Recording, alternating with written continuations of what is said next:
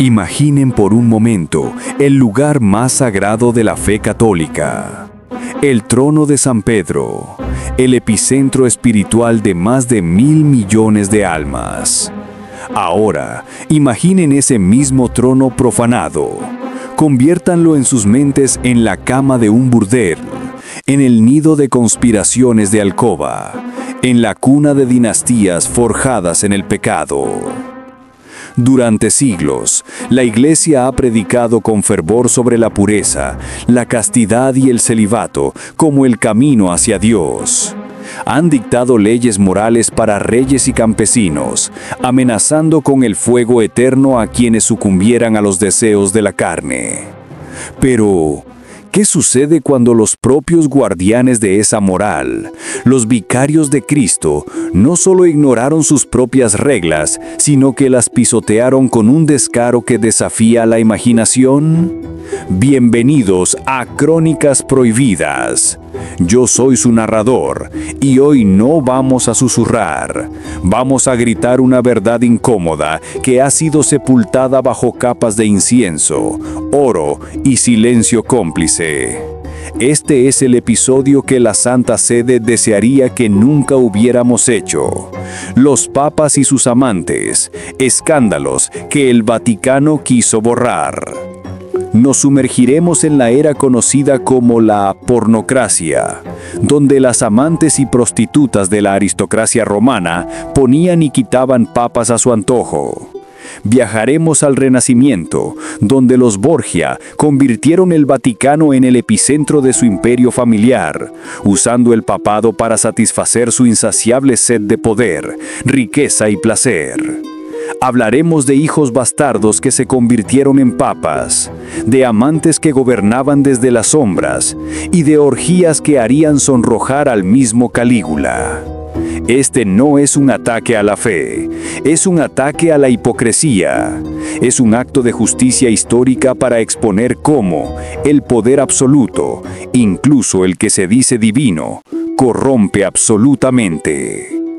Si eres de los que no temen mirar donde otros apartan la vista, si te apasiona la historia que no te contaron en la escuela, te invito a que te suscribas ahora mismo a Crónicas Prohibidas en YouTube.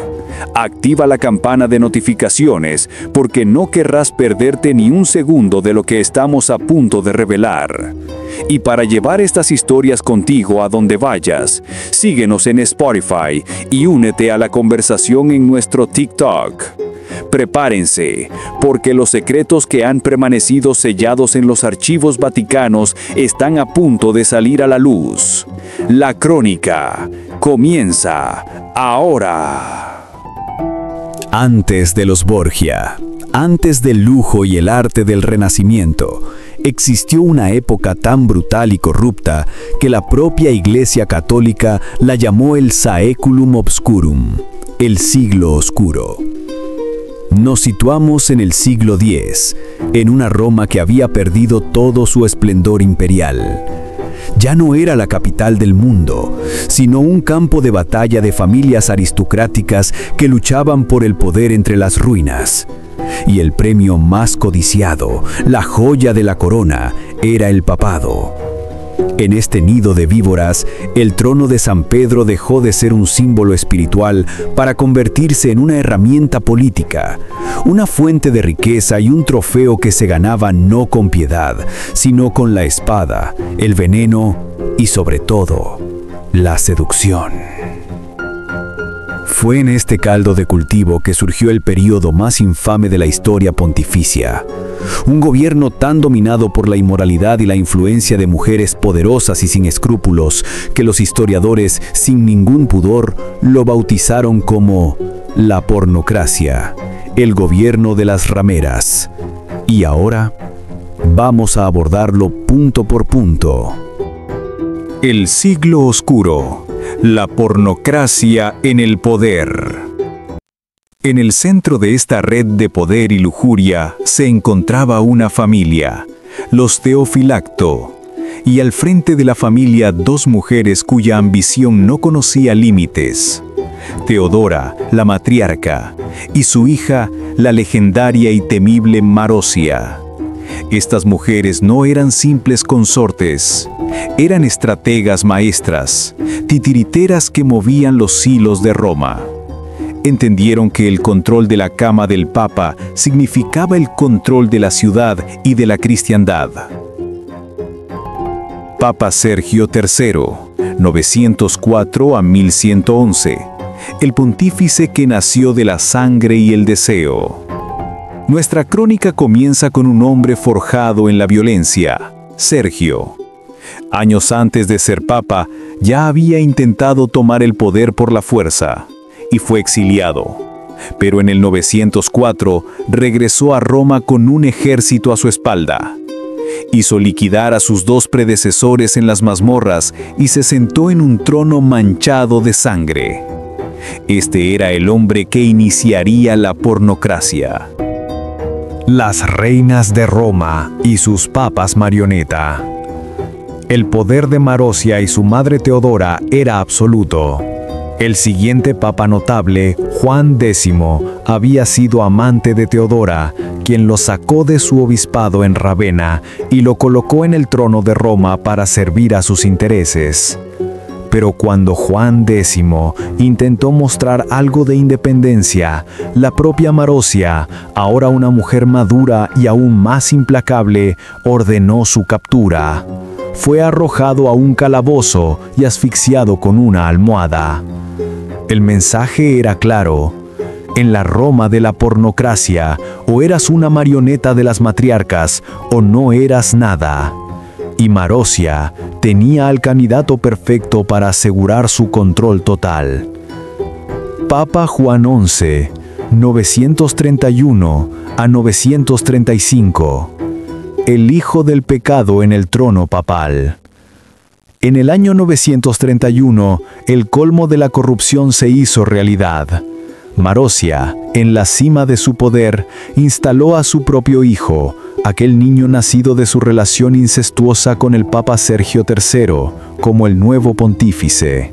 Juan XI no era más que un fantasma en el trono, una marioneta de carne y hueso en manos de su madre que ahora ostentaba el título de Senatrix y Patricia de Roma. Las decisiones, las alianzas y las excomuniones se decidían en la alcoba de Marosia. La Basílica de Letrán, la catedral del Papa, era ahora su palacio personal. Papa Juan XII, 1955-1963. La encarnación de la depravación. Si pensaban que la historia no podía ser más obscena, se equivocan. El legado de Marosia culminaría en su nieto, Octaviano, quien ascendió al papado con tan solo 18 años, bajo el nombre de Juan XII. Este joven no tenía ni el más mínimo interés en la religión, pero sí una sed insaciable por todos los vicios que el poder absoluto podía ofrecer. Juan XII es, quizás, el papa más depravado de toda la historia. Las crónicas de la época, escritas por obispos horrorizados, pintan un cuadro infernal. El palacio de Letrán fue transformado en un burdel de lujo, donde el dinero de los fieles se despilfarraba en harems y banquetes que duraban días. Las acusaciones formales presentadas en un sínodo para deponerlo parecen sacadas de una novela prohibida. Se le acusó de cometer incesto con sus 2 hermanas, de abusar de peregrinas vírgenes en los mismos escalones de la Basílica de San Pedro, de brindar por la salud del diablo durante sus fiestas, de invocar a los dioses paganos como Júpiter y Venus mientras jugaba los dados. Ordenó obispos a cambio de sobornos, consagró un niño de 10 años como obispo de Todi y castigó a sus enemigos con una crueldad sádica, arrancándoles los ojos o castrándolos. Su catálogo de depravaciones era tan largo que el sínodo lo declaró un monstruo moral. Su final fue tan sórdido como su vida. No murió en oración, sino en el pecado. La leyenda cuenta que fue sorprendido en pleno acto de adulterio por el marido de su amante, quien, en un ataque de furia, lo arrojó por una ventana o lo apaleó hasta la muerte. Otra versión, igual de poética, dice que sufrió una apoplejía en el clímax del acto. Sea como fuere, el Papa Juan XII, la bestia del trono, murió como vivió, en los brazos de una mujer que no era la suya. Así terminó el capítulo más vergonzoso de la pornografía, una era que demostró que cuando el poder divino cae en manos mortales y corruptas, el resultado es un infierno en la tierra. Pero la corrupción en Roma no moriría con él. Simplemente se tomaría un descanso, esperando a resurgir con un nuevo rostro, más sofisticado, pero igual de letal, en el Renacimiento. La brutalidad primitiva del siglo oscuro finalmente se dio. Europa despertó en un nuevo amanecer de conocimiento, arte y exploración, el Renacimiento. Pero en Roma, el amanecer trajo consigo una nueva clase de sombra. La corrupción ya no era el simple matonismo de señores feudales, se había vuelto sofisticada, elegante, casi artística en su ejecución. Los papas de esta era no se veían a sí mismos como meros líderes espirituales, se veían como reyes, príncipes italianos compitiendo por el poder terrenal.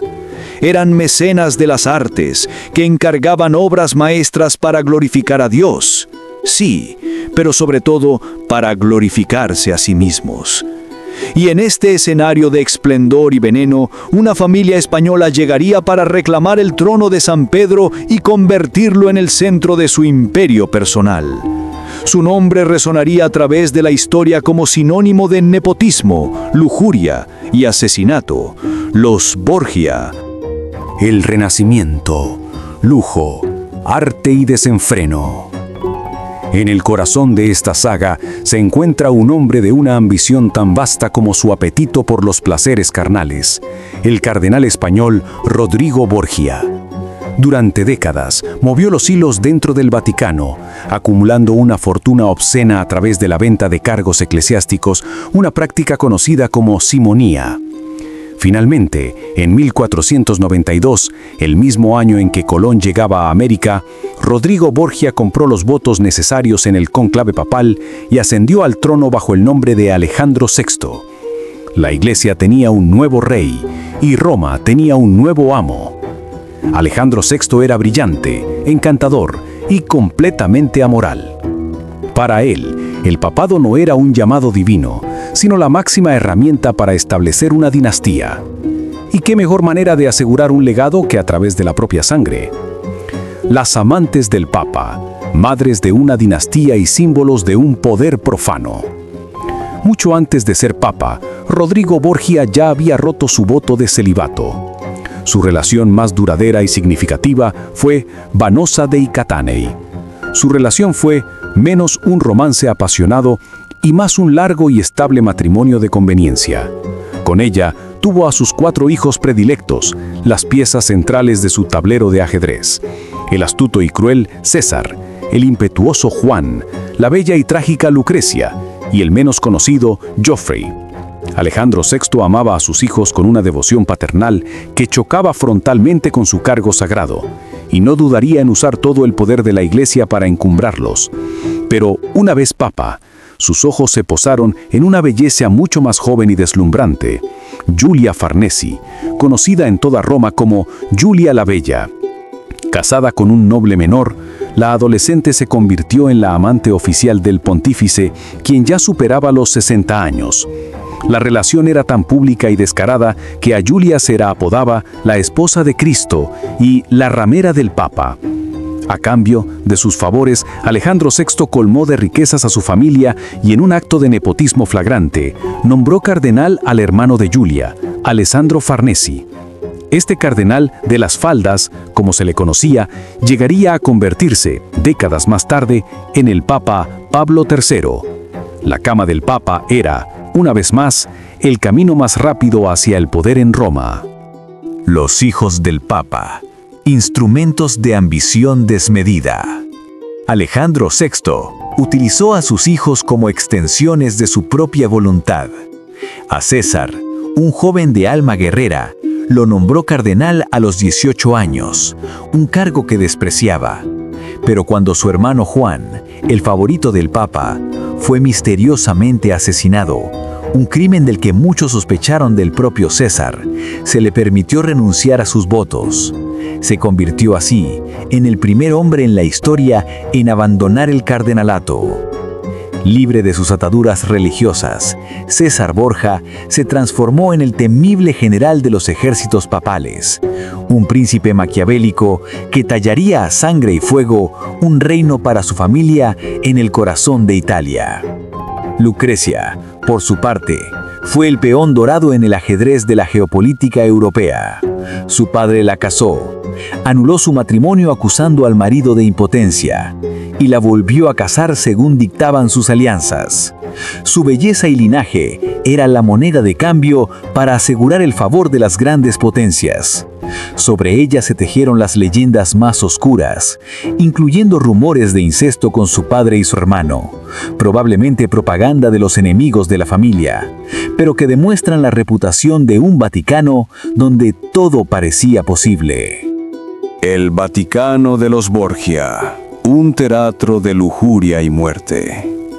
Bajo el reinado de Alejandro VI, el Vaticano se transformó en una corte renacentista donde el arte más sublime convivía con la depravación más absoluta. Las fiestas eran legendarias, pero ninguna tanto como el infame Banquete de las Castañas de 1501. Según el cronista papal Johann Burckhardt, esta cena organizada por César Borgia en los apartamentos papales culminó con 50 cortesanas desnudas arrastrándose por el suelo para recoger castañas esparcidas, mientras el Papa, Lucrecia y otros invitados observaban. Luego se ofrecieron premios de seda y joyas a los sirvientes y guardias que demostraran ser los más viriles con las cortesanas. El palacio sagrado se había convertido literalmente en el escenario de un harem. Y donde la lujuria no era suficiente para alcanzar sus fines, los Borgia recurrían al veneno. Su nombre quedó asociado a la cantarela, un veneno insípido a base de arsénico que, según se decía, utilizaban para eliminar a cardenales ricos y otros rivales, heredando así sus fortunas para financiar las guerras de César Borgia. El papado de Alejandro VI representa la cúspide de la secularización de la Iglesia. Un papa que actuó como un rey, un político y, sobre todo, como el patriarca de un clan mafioso. Todo ello mientras encargaba obras a Pinturicchio y se presentaba ante el mundo como el sucesor de San Pedro. La contradicción no podía ser más flagrante. La reforma era inevitable. El descontento que sembraron papas como él explotaría apenas unos años después con la llegada de un monje alemán llamado Martín Lutero. La herida que no cierra. La actualidad y el encubrimiento sistémico del abuso. Pero ningún escándalo financiero o lucha de poder se compara con la herida más profunda y purulenta de la Iglesia moderna, cuya magnitud hemos empezado a comprender realmente en la última década. La crisis global de abusos sexuales por parte del clero y, lo que es peor, su encubrimiento sistemático. Durante décadas, la estrategia fue el silencio. Obispos que miraban para otro lado, sacerdotes depredadores transferidos de parroquia en parroquia como si fueran paquetes tóxicos, y víctimas silenciadas con amenazas o acuerdos de confidencialidad. En los últimos años, esa política de borrar el problema ha implosionado. Informes devastadores en países como Irlanda, Australia, Alemania, Chile y Estados Unidos han revelado miles de casos y una cultura de protección institucional que ponía la reputación de la Iglesia por encima del sufrimiento de los niños. El escándalo llegó hasta la cima, con la caída en desgracia de figuras como el ex cardenal estadounidense Theodore McCarrick, un depredador en serie que ascendió a los puestos más altos de la Iglesia mientras sus crímenes eran un secreto a voces. La crisis ha generado una desconfianza sin precedentes y ha demostrado que el mayor escándalo no es solo el pecado individual, sino la maquinaria institucional diseñada para ocultarlo. Como ven, los nombres han cambiado, los métodos se han modernizado, pero la esencia del escándalo permanece. La lucha entre el poder terrenal y la misión espiritual, la tentación de la riqueza, la protección de los secretos y la devastadora arrogancia del poder absoluto. El Vaticano ha querido borrar estos escándalos, los de ayer y los de hoy, pero en la era de la información, algunos secretos simplemente se niegan a permanecer enterrados.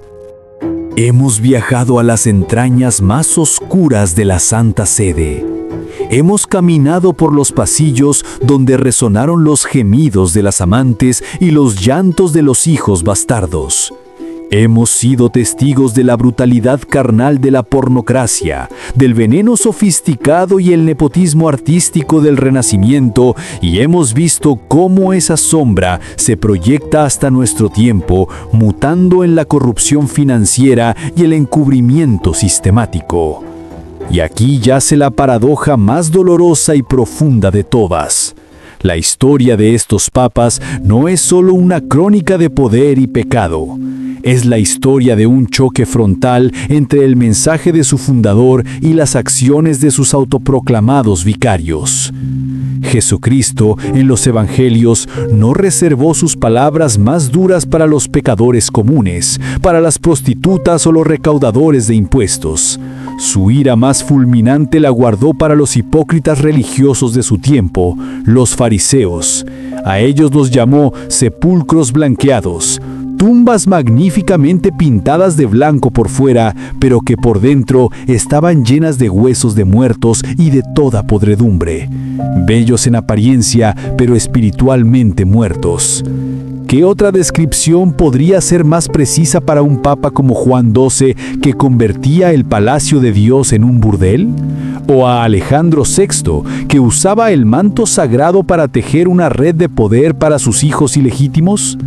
Eran la encarnación perfecta de esa advertencia bíblica, líderes que imponían cargas morales sobre los hombros de los fieles, cargas que ellos mismos no estaban dispuestos a tocar ni con un dedo. Se cuenta que en el desierto a Cristo se le ofrecieron todos los reinos del mundo a cambio de arrodillarse ante el poder terrenal. Él los rechazó. La esencia de su mensaje era la de un reino que no es de este mundo, basado en la humildad, el sacrificio y el servicio a los más débiles.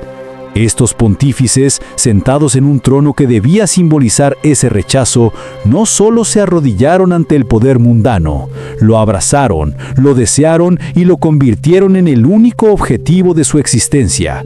Construyeron sus propios reinos de oro, carne y sangre, profanando el mismo símbolo que juraron defender.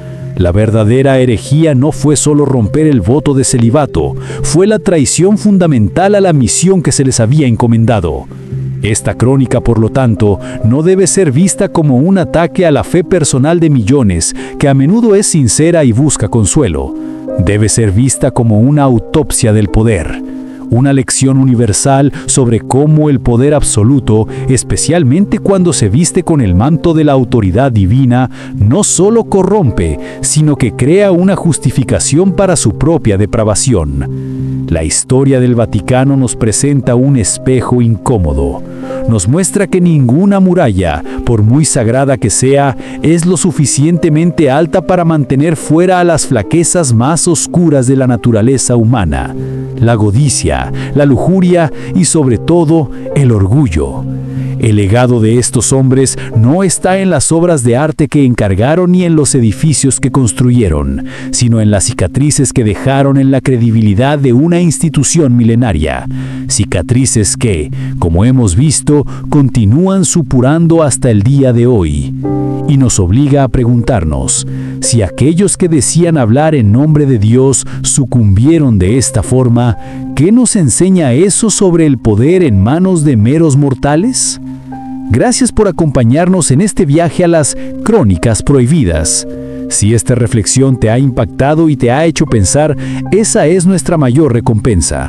Ayúdanos a seguir desenterrando la verdad dándole like a este video, compartiéndolo y suscribiéndote a nuestros canales en YouTube, Spotify y TikTok. La historia está llena de secretos y nosotros apenas hemos comenzado a rascar la superficie. Hasta la próxima.